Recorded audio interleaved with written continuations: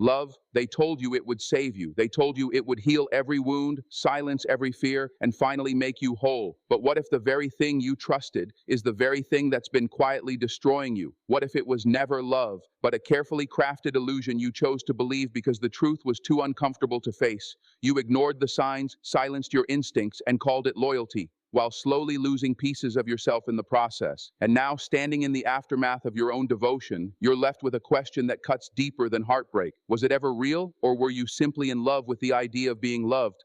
Love is often spoken of as something pure, something almost sacred, an emotion that elevates, heals, and transforms. But what many people experience is not love in its truest form. It is attachment, quietly disguised as something deeper. And the danger lies in how convincing that disguise can be. Attachment feels intense. It consumes your thoughts, dictates your mood, and makes one person seem like the center of your entire world. You begin to believe that without them, something essential within you would be missing. That belief alone should raise a question. If something claims to complete you, was it ever truly love, or was it dependency taking root? Attachment is built on need, the need to be seen, to be validated, to feel secure in someone else's presence. It creates a subtle fear beneath the surface, a fear of losing the person, a fear of being alone again, a fear of facing yourself without distraction. And so you hold on tighter, you justify behaviors you once questioned, you overlook inconsistencies that once disturbed your peace, not because you don't see them, but because acknowledging them would threaten the connection you've grown dependent on. In this way, attachment does not expand you, it confines you.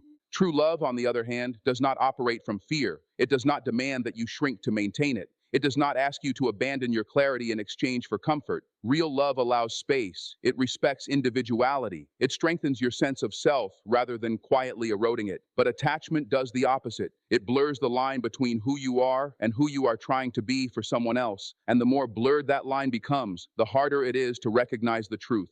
The illusion of love is powerful because it feels real. It mimics passion, devotion, and depth, but its foundation is fragile, built on emotional reliance rather than mutual strength. You begin to measure your worth through someone else's attention. Their presence brings relief, and their absence brings unease. This emotional dependency is often mistaken for love simply because it feels intense. But intensity is not always a sign of truth. It can also be a sign of imbalance. There comes a moment, though, when the illusion begins to crack. It is subtle at first, a quiet discomfort you can't quite explain, a realization that you are giving more than you are receiving, not just in actions, but in emotional stability, in understanding, in patience. You begin to sense that what you are holding on to is not elevating you, but exhausting you. And yet walking away feels difficult, not because it is love, but because it has become familiar.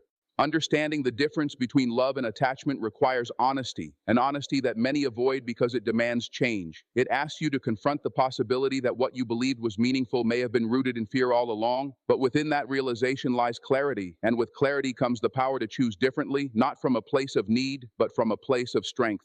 There is a quiet moment in every illusion, the moment where you first see the truth. It does not arrive loudly. It does not demand attention. It whispers, a subtle discomfort, a hesitation you cannot explain, a feeling that something is not quite right. But instead of listening, you begin to negotiate with it. You soften the edges of reality, reshape the facts, and convince yourself that what you saw was not what you saw. Because accepting the truth would require you to confront something far more painful than confusion. It would require you to let go. So you choose the feeling instead. You tell yourself they didn't mean it. You tell yourself it will get better. You remind yourself of who they were in the beginning, not who they are now. And slowly, without realizing it, you begin to rewrite your own perception. Not because you are unaware, but because you are unwilling to lose what you have emotionally invested in. The illusion becomes more comfortable than reality, and so you protect it at the cost of your own clarity. This is where delusion begins, not in ignorance, but in awareness that is deliberately silenced. You start to ignore patterns. Behavior that once felt unacceptable becomes tolerable. Boundaries you once valued become negotiable. You adapt, not out of growth, but out of fear. Fear that if you hold on to your truth, you will lose the person. And in that fear, you begin to lose something far more important. You lose your alignment with yourself. It is a slow erosion, almost invisible at first.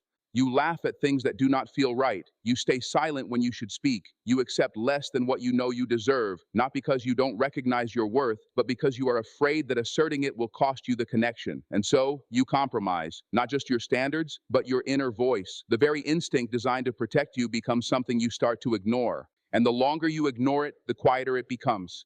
What makes this dangerous is how rational it feels. You tell yourself you are being patient, understanding, loyal. You frame your silence as strength, your tolerance as love. But in reality, you are engaging in a form of self-betrayal that is far more damaging than any external hurt. Because when you repeatedly deny your own truth, you begin to disconnect from it altogether.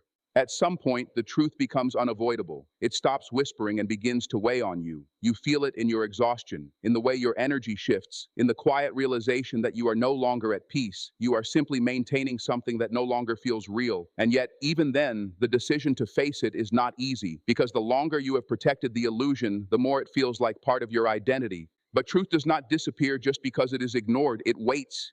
And when you finally allow yourself to see clearly, without justification, without distortion, you understand something that changes everything. You were never confused. You were aware all along. You simply chose the comfort of illusion over the discomfort of truth.